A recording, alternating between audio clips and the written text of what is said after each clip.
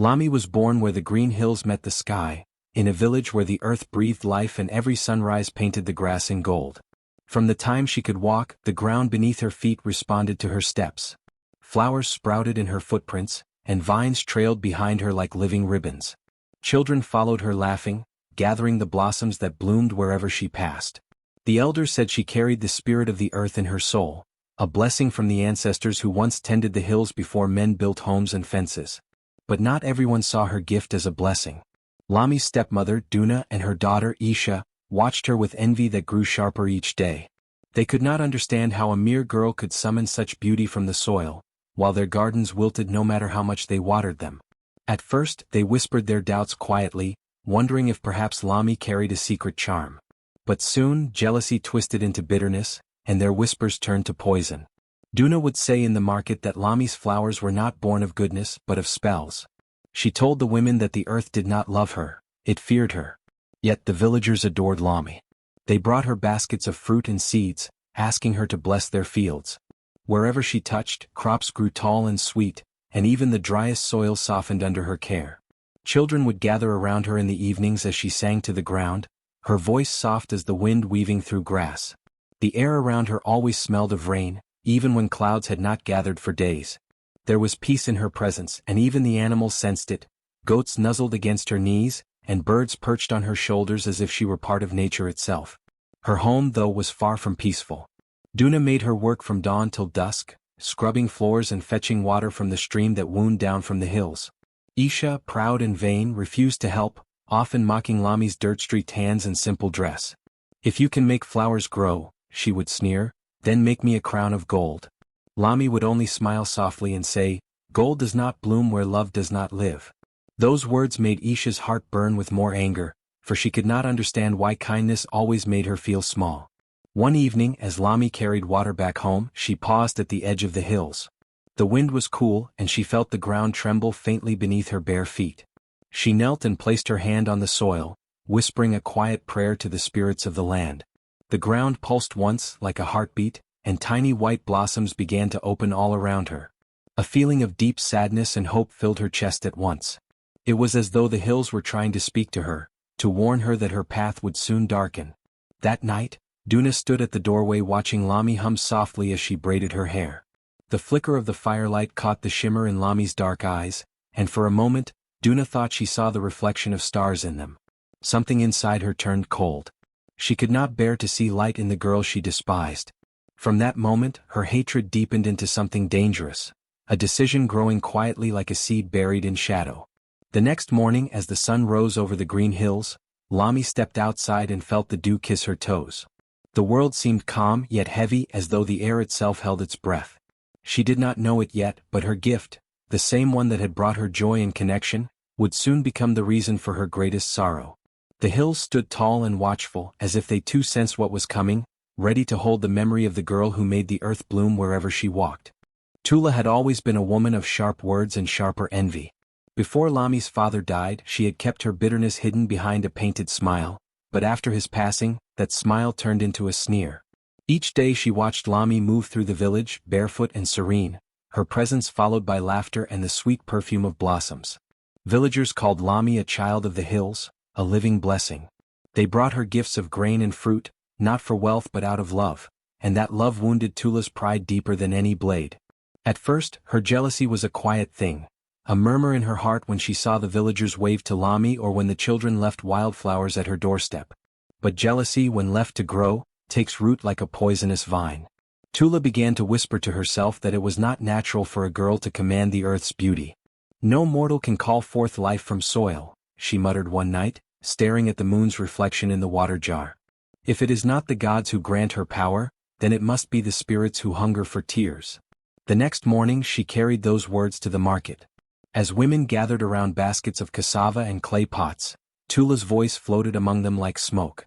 "Have you ever wondered," she began softly, "why the flowers bloom even where sorrow has fallen? The earth may not be blessing her, it may be warning us." The women paused, their hands frozen in mid-trade. "What do you mean?" one asked. Tula sighed dramatically. Lami's father was taken by fever. Her mother before him vanished into the hills. The girl brings beauty, yes, but death follows quietly behind. The rumor spread as easily as seeds in the wind. Within days, whispers followed Lami wherever she went. Some villagers still greeted her kindly, but others began to look away, uneasy. Mothers pulled their children close when she passed. Even the elders who once spoke of her as a sign of divine favor, began to question whether her gift was too strange, too powerful, too dangerous. Lami noticed the change but said nothing. She continued tending to the fields, humming her soft songs to the soil. The flowers still bloomed, the crops still grew strong, but in her heart, a shadow began to settle. At night, she would sit by the hills and speak to the earth, asking if she had done something wrong. The wind would answer in gentle sighs, rustling the grass as if trying to soothe her fears. "Your heart is pure," it seemed to say, but not all hearts see light without fear. Meanwhile, Tula's daughter, Noro, began to mirror her mother's cruelty. She mocked Lami openly now, flicking dust at her as she passed. "The river spirits must love you," she sneered one evening. "You probably dance with them at night, whispering curses over our crops." Lami only lowered her gaze, unwilling to feed anger with more words. "The earth listens to what's in our hearts," she said quietly. "Be careful what you plant." Her calm tone only made Noro's rage burn hotter. She stormed away, her laughter shrill and hollow. But Tula was not satisfied with whispers alone. She began to visit the shrine by the hill, where old priests spoke of omens and balance. She told them of Lami's power, twisting her story until it sounded like a warning. "She bends the will of nature," Tula insisted, kneeling before the altar. "If such power is not of blessing, then it is of darkness. She must be watched or worse, stopped." The priest, uncertain and afraid, gave no answer, but his silence was enough. The seed of suspicion had been planted deep in the village's heart. One evening, as the sun melted behind the hills, Tula stood at the doorway of her home and watched Lami water the small garden. The flowers glowed faintly in the dimming light, bending toward the girl as if greeting her. Tula's lips tightened. "The world bends to her," she thought bitterly, "but soon it will learn to fear her instead." Lami, unaware of the venom gathering against her, smiled softly at the blossoms. She could feel the heartbeat of the earth beneath her feet, warm and kind, as if reminding her that truth cannot be buried forever, no matter how deep envy tries to hide it. But darkness was already moving through the village like a silent wind, and even the hills seemed to shiver as night fell, sensing that the gentle girl's peace would not last much longer. "You said." The dry season came with a hunger no one could ignore. The river thinned to a silver thread, the grass turned yellow, and the soil cracked like a broken pot. The villagers worked from dawn until dusk, but their crops withered under the sun's merciless eye. Fear began to grow like rot in their hearts, whispering that the earth had turned against them. And fear, when it seeks a name, often finds the one who stands apart. Tula saw her moment. She stood in the village square one morning, her voice trembling with false sorrow. "The gods have been angered," she cried, clutching her shawl as if in grief. "When did our misfortune begin? When the hills blessed a witch to walk among us." Her words sliced through the crowd like wind through reeds. Faces turned, eyes narrowing toward Lami, who stood at the edge of the market carrying a basket of herbs. "She brings no harm," someone muttered, but their voice was weak, uncertain. Another villager, one whose crops had died first, spat on the ground. "The flowers she grows, they drink our rain. I've seen her whisper to the soil when no one watches." The murmurs thickened, swelling like a storm. "It's her. The girl of the hills. She's cursed our land." Lami stood still, her heart thudding like a drum in her chest. "I have only ever helped," she said softly, her eyes glistening with confusion and sorrow. But her words were drowned out by the wave of voices rising against her. Even those who had once brought her fruit and blessings now looked away, ashamed or afraid. By evening, the village chief summoned her to the gathering circle beneath the ancient fig tree. The elders sat in a half-circle, their faces hard and weary. The air was thick with dust and judgment. Tula stood proudly among them, her daughter Noro beside her, feigning tears.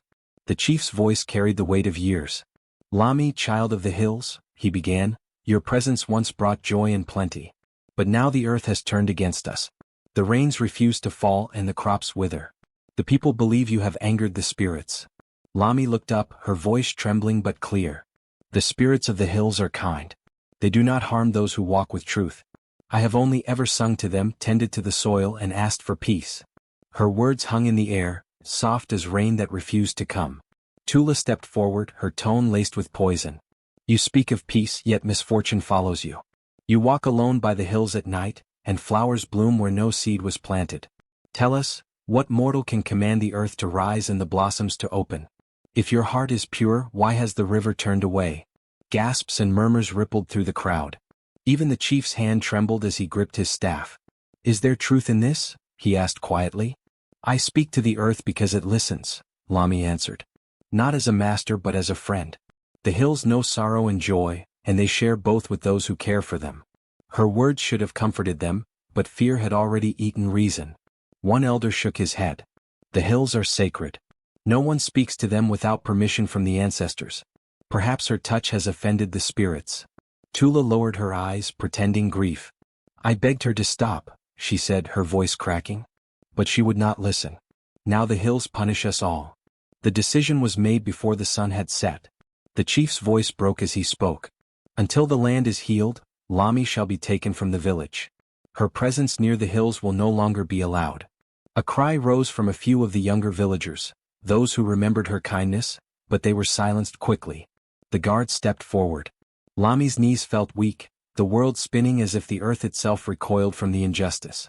She looked toward the hills, her only friends, their green fading into the orange of the dying sun. I will go, she whispered. But know this, the hills hold truth. They do not forget. As she was led away, Tula watched with a cruel satisfaction. But even she could not ignore the faint, trembling breeze that stirred the dust around Lami's feet. It carried the scent of wildflowers, faint, defiant, and alive. The villagers shifted uneasily. For even as they condemned her, something unseen in the air seemed to mourn, as if the land itself wept for the girl they had turned against. The ancient baobab stood in the center of the village, its roots like coiled serpents gripping the earth, its branches heavy with the weight of countless generations' secrets. Beneath it, the elders gathered, a half-circle of judgment, cloaked in silence and dust. The villagers crowded behind them, their faces tense and uncertain. The air smelled of smoke and fear, and the only sound was the slow creaking of the wind through the baobab's hollow trunk. Lami stood barefoot on the cracked earth, her wrists bound with a strip of woven reed. The morning light spilled through the branches, painting her face with shifting patterns of gold and shadow. Her eyes, soft and clear as spring water, searched the faces before her, for mercy, for understanding, but found none. Only suspicion and the echo of her stepmother's whispers. Chief Baron rose slowly, leaning on his staff carved from ebony. His voice, though weary, carried authority. Lami, daughter of the late Wamba, you are accused of angering the spirits of the hills. They say your presence brings drought, that your power has stolen the blessing of rain. What say you to this charge? Lami's voice trembled but did not break. I have harmed no one. The hills know me, the river knows me, the wind has carried my songs since I was a child. I have never called upon darkness. I only care for what grows. Her stepmother, Tula, stepped forward, her shawl drawn tight as though shielding herself from unseen evil. She lies, she hissed. I saw her whisper to the soil by moonlight. I heard her murmur words not meant for human tongues. Since she came of age, our harvests have thinned. The river shrinks while flowers bloom in her footsteps. What is this if not witchcraft? The villagers murmured in agreement. Some nodded, eyes filled with fear. Others looked down, ashamed, remembering the times Lami had healed their children or shared her last handful of grain.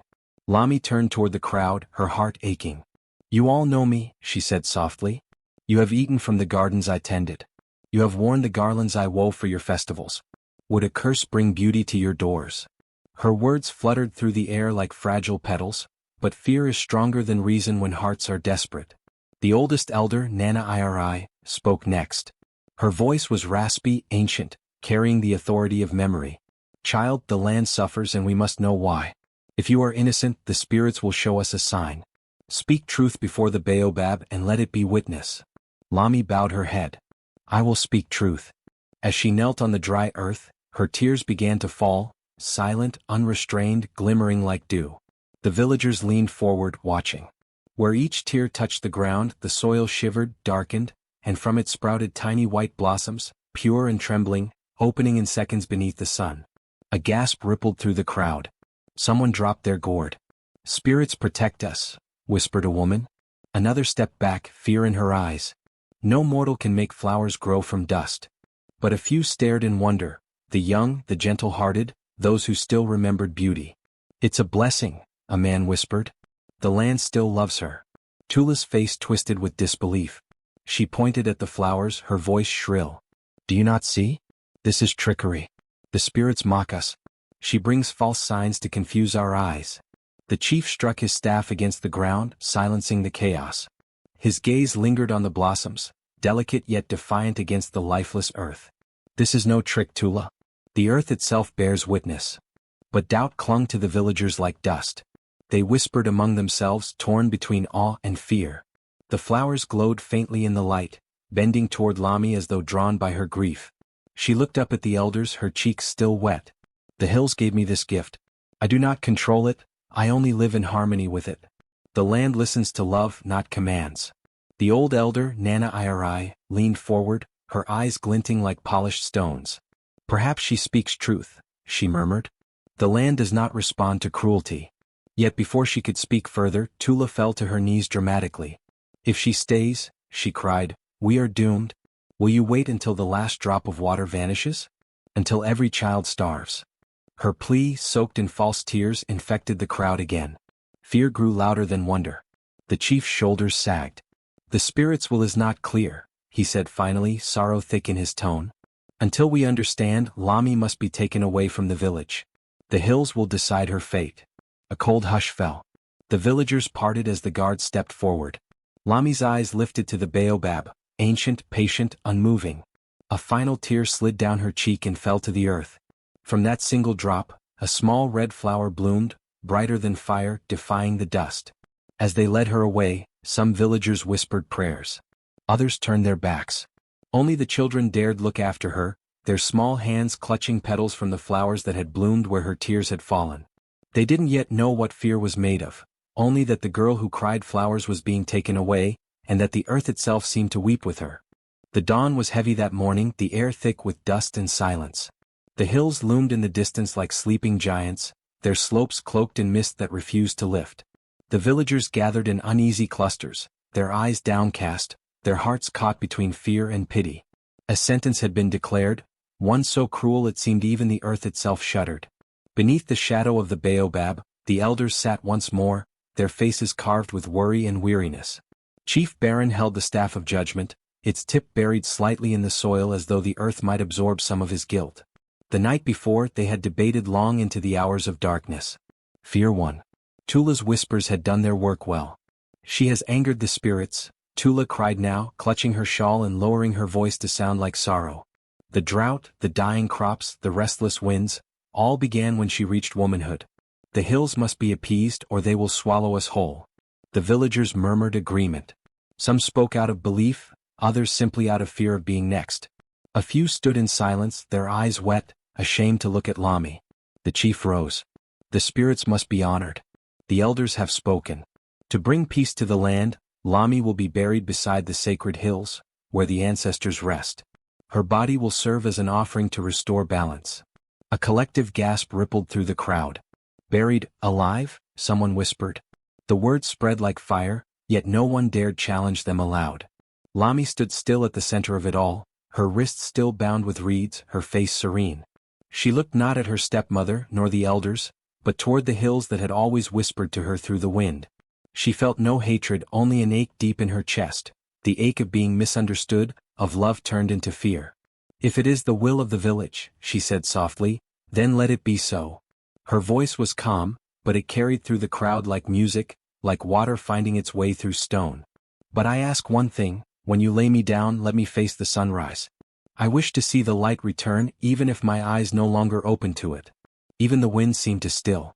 For a moment the chief hesitated, his gaze wavering. You ask with grace where others would curse, he murmured. The sunrise you shall have. Tula turned away quickly, hiding her expression. Inside her chest, her heart beat fast, not with victory but with unease. There was something in Lami's composure that unsettled her, something that made her feel small beneath her stepdaughter's quiet strength. The villagers led Lami to the edge of the sacred hills. The earth there was soft and fragrant, blanketed with moss and scattered petals from unseen flowers. The graves of ancestors dotted the slope, their stones etched with symbols of protection and rebirth. Lami knelt by the ground, her fingers tracing the soil as if greeting an old friend. The breeze brushed her cheek gently, carrying the faint scent of lilies. Do not fear, she whispered to the hills. I return to where all things grow again. A few women in the crowd began to cry. One, an old widow whom Lami had once helped through illness, clutched her chest. "She's just a girl," she whispered. "She's done no harm." But her voice was drowned out by the chants of the men who had come to dig. The pit was shallow but cruelly wide. As they worked, the sound of their shovels against the soil mingled with the hum of cicadas. Lami stood at its edge, her eyes fixed on the horizon where the first light of dawn painted the sky in pale gold. When the chief gave the final nod, two men stepped forward. Lami turned to them and smiled, not with defiance but with peace. "Do not fear touching me," she said softly. "The earth that holds me will forgive you. It forgives all things that grow upon it." They hesitated, their hands trembling, before helping her into the pit. She lay down gracefully, her body framed by the soft soil. Around her, the murmurs of prayer and fear rose together. "Face her to the east," the chief commanded. They adjusted her carefully until her eyes met the growing light of morning. As the first rays kissed her face, a strange calm settled over the gathering. Birds began to call in the distance, soft, hesitant songs. The chief closed his eyes, his voice thick. "May the spirits receive her kindly. May the land forgive us for what we do." Lami's lips parted slightly, a whisper escaping. "The land forgives," she said faintly, "but it remembers too." The first handful of soil fell, dark and heavy, scattering across her chest. Others followed, the sound like muted rain. The crowd began to disperse, uneasy, avoiding one another's eyes. Tula remained last, standing rigid as the final layers covered her stepdaughter's form. For an instant, she thought she saw movement, as if the soil shimmered, catching the sunlight in 1,000 tiny sparkles. But she blinked and it was gone. By the time the last spadeful fell, the dawn had broken fully, flooding the hills with gold. The wind carried the scent of earth and something else, faint, sweet, unexplainable. And as the villagers walked away, none noticed the first fragile sprout breaking through the fresh soil, its petals glistening with dew, or perhaps with tears that refused to be forgotten. The villagers gathered beneath a bruised dawn, their faces shadowed by guilt and fear. The air was heavy, as if even the wind dared not speak. They led Lami to the foot of the green hills, once vibrant and alive, now brittle and brown beneath the long drought. Each step she took left behind faint green traces, little blades of grass fighting to live beneath her fading warmth. Her wrists were bound with woven reeds, not out of cruelty but out of ritual. The elders stood before the yawning pit dug beside the sacred hill, murmuring prayers that tasted of dust and doubt. Lami's stepmother, Tula, stood apart, her face pale and unreadable. For nights she had dreamt of this moment, believing it would bring her peace, yet as Lami's calm eyes met hers, a strange unease rooted in her chest. The girl did not weep, nor struggle, nor curse. Instead, she smiled faintly, as if hearing a song no one else could. When the chief spoke the final words, "May the hills take her spirit and restore our land," the crowd echoed his chant. But the rhythm was broken, uneven, like hearts unsure of their beat. Two men stepped forward, guiding Lami into the grave. The earth was cool, damp beneath her bare feet. She knelt, pressing her palms into the soil as though greeting an old friend. "Let me face the sunrise," she whispered softly. The men hesitated, then gently turned her so she would meet the first light when it came. The villagers watched in silence as the soil began to fall. It thudded softly against her shoulders, her hair, her hands, each layer muffling her heartbeat until the world above her blurred into distant sound. Tula closed her eyes, her hands trembling. She told herself this was justice, that the girl's death would end the famine. But as the last handful of dirt fell, sealing the grave, a chill swept through the crowd. A single drop of rain touched the earth, faint, uncertain. Then another. And another. The villagers looked up in disbelief. Clouds gathered out of nowhere, rolling over the hills in deep gray waves. The air turned cool and alive. Within moments, the sky broke open, pouring rain over the parched land. The soil drank greedily, streams forming where cracks once were. The baobab tree in the distance seemed to stretch higher, its leaves trembling with renewal. Some fell to their knees in prayer. Others wept openly, unsure if this was a blessing or a curse. Tula stood frozen, rain streaking down her face, mingling with her tears. The sound of the rain was deafening, yet beneath it she could almost hear a hum, soft, melodic, familiar. It was Lami's voice, woven into the whisper of the falling drops. By nightfall, flowers began to sprout along the edges of the grave. First small white buds, then bursts of color, violets, lilies, wild roses. They bloomed furiously, blanketing the mound in life.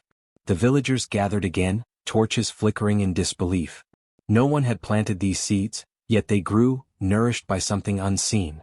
An old woman knelt by the flowers, touching one gently. "Her tears," she murmured. "The hills remember her tears." Word spread across the village like fire in dry grass. People came from nearby lands to witness the miracle, to see the spot where a girl had been buried and where the earth now breathed beauty again. They brought offerings of grain, water, and songs, believing Lami's spirit had become one with the hills. Tula watched from afar, guilt gnawing at her soul. The rain had saved the crops, but her heart remained barren. That night, she crept to the grave, falling to her knees before the bed of flowers. The scent was pure, forgiving, almost tender. She pressed her forehead to the ground and whispered, "Forgive me, child." A soft breeze answered, carrying the fragrance of wet earth and blooming petals. And for a fleeting moment she thought she saw a faint figure standing among the flowers, glowing faintly, her face serene. The figure looked toward the horizon, where dawn was breaking, and the first rays of sunlight spilled over the hills. The rain stopped. The hills shimmered green once more. And though Lami's body rested beneath the soil, her spirit had become the rain, the roots, and the flowers that would never cease to bloom where her tears had once fallen. When the first light of dawn broke across the sky, the hills that had been gray and lifeless for months shimmered with color. Petals unfurled in every hue imaginable, crimson, gold, violet, and ivory, carpeting the slopes like a woven tapestry of light. The fragrance drifted through the air, soft and sweet, awakening birds that had not sung in weeks. Dew glistened like pearls upon the petals, catching the rising sun and scattering it across the land in waves of color. The villagers awoke to the sight, stepping out of their huts in disbelief. Children rubbed their eyes, thinking they were still dreaming, while the elders fell silent, crossing their hearts in reverence. The once barren hills, where they had buried Lami in fear and ignorance, were now a paradise of living beauty. Not a corner of the hillside was untouched. Even the stones were wrapped in ivy and moss as if life itself had decided to embrace her resting place. As the villagers approached the hills, the scent of the flowers grew stronger. Each step they took was greeted by the hum of bees, the flutter of butterflies, and the gentle sigh of the wind weaving through the blooms. A group of women knelt and whispered prayers, their voices trembling. "These are her tears," one said softly. "The earth remembers her sorrow." Old Chief Doro, the man who had ordered Lami's burial, stood among them, his walking stick shaking in his hand. The miracle had stripped away all pride from his voice. "We buried her in judgment," he said hoarsely, "and the hills answered in mercy." He knelt, pressing his forehead into the soft petals. The flowers bent beneath him yet did not break. Around him, others followed suit, bowing to the earth in repentance. Tula, Lami's stepmother, stood apart from the crowd. Her eyes were swollen from a sleepless night, and her hands trembled as she clutched a piece of Lami's old cloth, the last thing her husband had left her before his passing. The whispers of awe around her felt like thorns against her heart. She stepped forward slowly, her feet sinking into the soft, damp soil. "Lami," she whispered, her voice cracking. "What kind of child forgives the hands that buried her?" The wind stirred at her words, brushing her face gently as if in response. A cascade of pink petals fell from the nearest flower, landing on her palms. She looked down and wept, her tears mixing with the dew. Around her, the flowers swayed gently, bending toward her as though listening, as though forgiving. By midday the hills had become a gathering place. Villagers brought baskets of food and water as offerings. Mothers brought their children to touch the flowers, praying that their hearts would grow as kind and gentle as Lami's. The air was alive with the murmur of voices, prayers, songs, and quiet confessions of guilt. The same people who had condemned her now begged for her blessing. And in the middle of it all, where the soil was richest and the flowers brightest, a strange light began to glow. It was soft, pale, like moonlight reflected on water. Those who saw it said it pulsed gently like a heartbeat. The air grew warm and a breeze swept across the hills, carrying with it a melody faint but unmistakable, Lami's voice, humming the same tune she once sang while tending her garden. That night, as the villagers returned to their homes, they looked back and saw the hills glowing under the moonlight. The flowers shimmered as though holding fire within their petals, and their fragrance carried through the whole valley. It was said that no one in the village could sleep that night, not out of fear but out of wonder. They sat outside, gazing at the glowing hills, realizing they had witnessed something divine. For generations people would call it the Night of Blossoms, the night when grief turned to grace, when beauty rose from betrayal. The old believed it was Lami's spirit embracing the land that had condemned her, showing that purity of heart could not be buried, it would bloom, even in the deepest soil of sorrow. And as the night deepened, a gentle rain began to fall again, soft as tears, the sky's final offering to the girl who had made the earth itself remember kindness. Tula could not find peace. Each night when she closed her eyes, she saw Lami standing before her, calm, radiant, her hair flowing like threads of gold touched by moonlight. In those dreams, Lami never accused her, never screamed, never sought vengeance. Instead, she spoke softly, her voice like the rustle of leaves after rain. "Mother," she would whisper, "why do you fear the flowers?" The words wrapped around Tula's heart like vines, gentle yet unyielding, pulling her deeper into her own guilt. The first night she dreamed of Lami, Tula woke drenched in sweat, her breath ragged, her hands trembling. The fire in her hut had gone cold, though the night was warm. When she looked around, she saw small white petals scattered across her floor, flowers that had no business growing indoors. She gasped and gathered them in her fists, throwing them into the fire pit. But by morning they had returned, blooming again from the cracks in the clay floor, their stems glistening with dew. Fear clawed at her chest. She called for Nima, her daughter, who entered rubbing her eyes, still heavy with sleep. "Mother, what is this?" Nima whispered, staring at the blossoms that curled around the doorway, reaching toward the light. "They smell like the hills." Tula's voice broke as she snapped, "They are not welcome here. Pluck them out, every last one." The two of them spent the morning tearing the flowers apart, their petals scattering like feathers across the room. Yet when night fell, new buds appeared, stronger, brighter, impossible to ignore. That night Tula did not sleep. She sat beside the fire, staring into the flickering flames, her hands gripping her knees. The wind outside carried the faint melody of Lami's song, the same tune she used to hum while watering her garden. It drifted through the cracks of the hut, soft and steady, like the heartbeat of the land itself. Tula covered her ears, but the song seeped into her bones. When she finally drifted into an uneasy sleep, the dream came again. Lami stood by the river this time, her feet barely touching the water. The river shimmered around her, and flowers bloomed wherever her tears had once fallen. "Mother," she said, "the earth forgave you before you asked. Why can't you forgive yourself?" The words struck like thunder. Tula fell to her knees in the dream, reaching out, but her hands passed through the girl like mist. The next moment she awoke, her pillow damp with tears and vines curling gently around her wrists. Not tight, not choking, just there as if holding her. Days passed and the curse deepened. No matter how Tula tried to escape it, burning the flowers, scrubbing the floors, sealing her doors, the blooms returned. They grew along the walls, through the cracks, even sprouting from the bowls she used to eat. Their fragrance followed her everywhere, sweet and unbearable, reminding her of the daughter she had buried in hatred. When she tried to flee the house, the path outside was lined with blossoms that bowed as she passed, mocking her with their beauty. The villagers began to whisper. Some said the flowers were Lami's spirit, blessing the home that once rejected her. Others believed it was punishment, a curse meant to make Tula live among the beauty she had tried to destroy.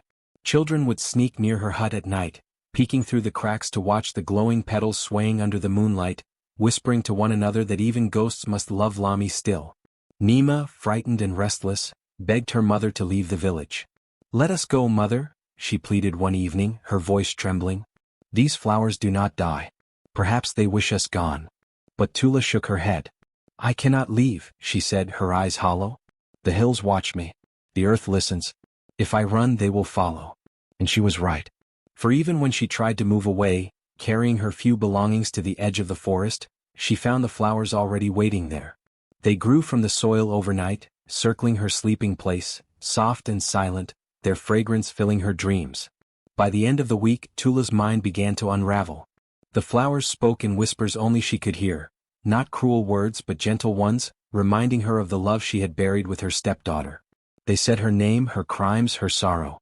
They asked her to rest. Yet the more they forgave her, the more unbearable it became. One night, Tula collapsed at the foot of the hills, clutching the earth where she had once stood as Lami was buried. Tears streamed down her face, soaking the soil.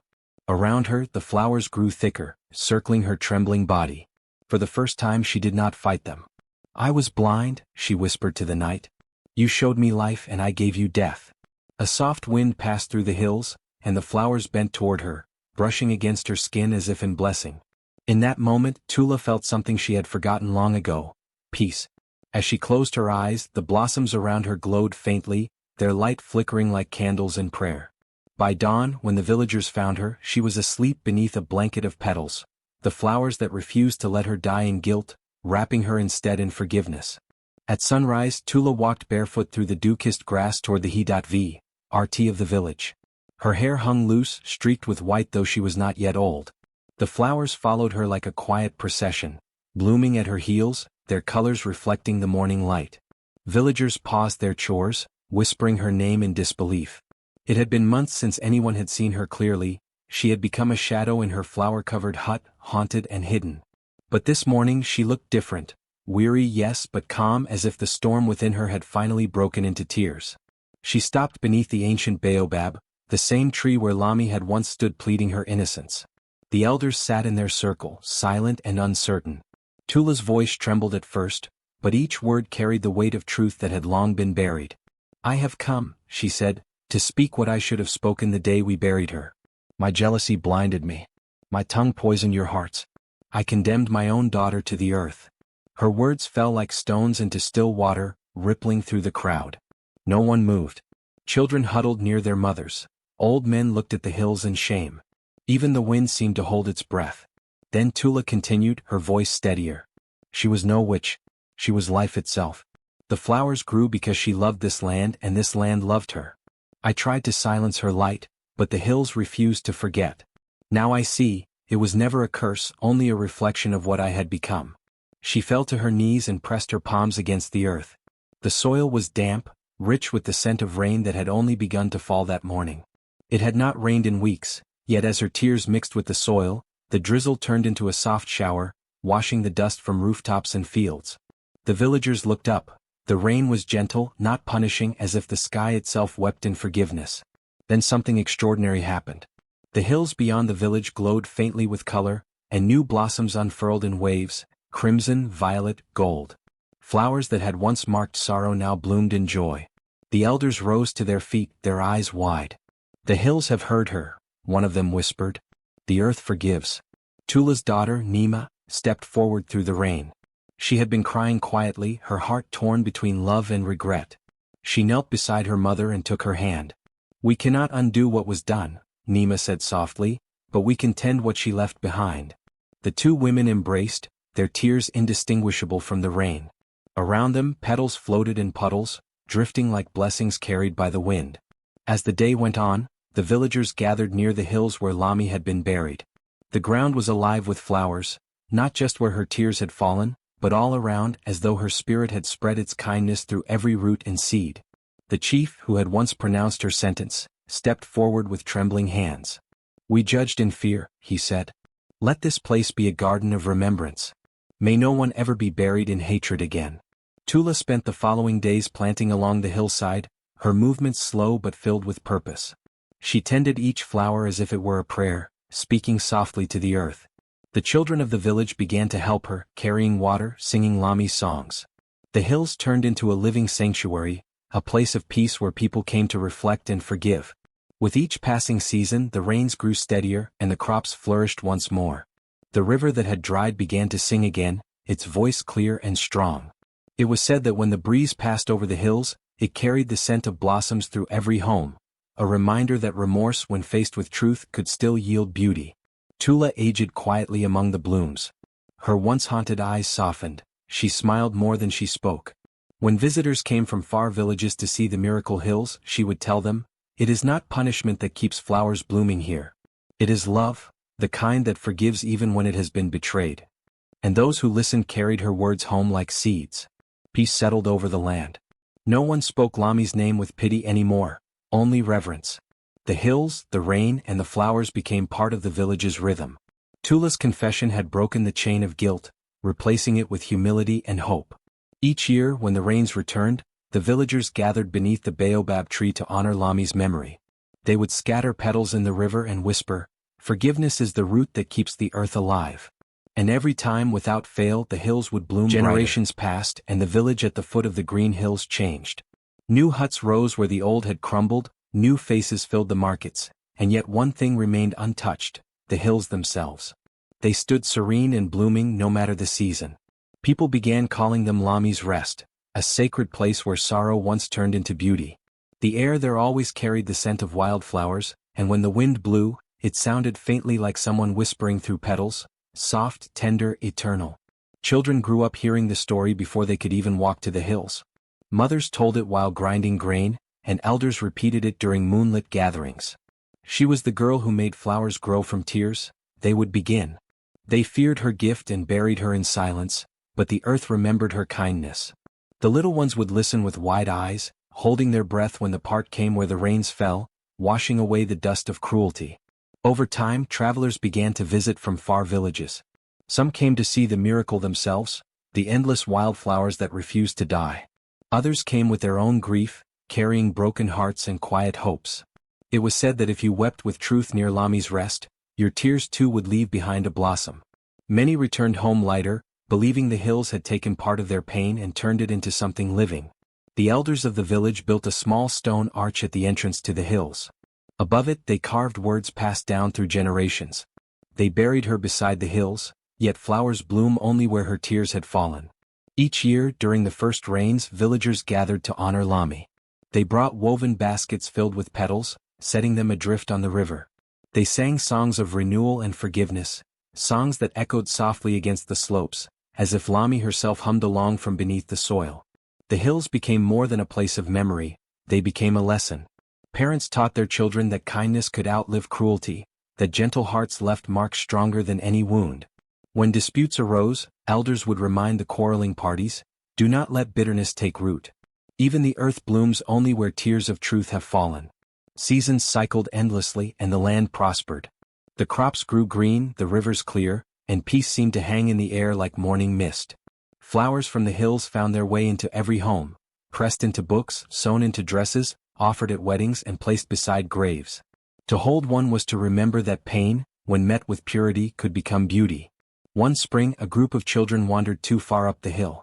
They found a spot where the flowers grew tallest and brightest, glowing like sunlight woven through leaves. In the center stood a single white blossom unlike any they had seen before, petals translucent, edges lined with faint gold. When they touched it, the wind stirred gently and a raindrop fell from a clear sky. The children ran back to the village, breathless with wonder, saying, "The hills are still crying, but the tears are sweet." From that day, people began leaving small offerings there, not for worship but for gratitude. A clay bead, a feather, a loaf of bread. Every token spoke the same silent message: thank you for forgiving us. Elders sometimes said that when the moon was full, you could see a figure walking among the flowers, a young woman with hair like woven earth and eyes that shimmered like rain on leaves. She never spoke, never lingered, but wherever she stepped, new blossoms appeared. The villagers never feared her. They greeted her in whispers, believing she still watched over them, ensuring the balance between love and sorrow remained. And so the story lived on, in lullabies, in proverbs, in the rustle of petals across the wind. Children would stand at the edge of the hills at dusk, their small hands brushing against the flowers, and whisper the ancient words their ancestors had kept alive. They buried her beside the hills, yet flowers bloom only where her tears had fallen. It was not just a tale of tragedy anymore but a promise, that no act of cruelty could ever bury compassion forever. The earth, the rain, and the hills themselves had become her voice, speaking for every gentle soul who was ever silenced. And as long as flowers bloomed where tears had fallen, the world would remember Lami, the girl whose sorrow taught the land to love again.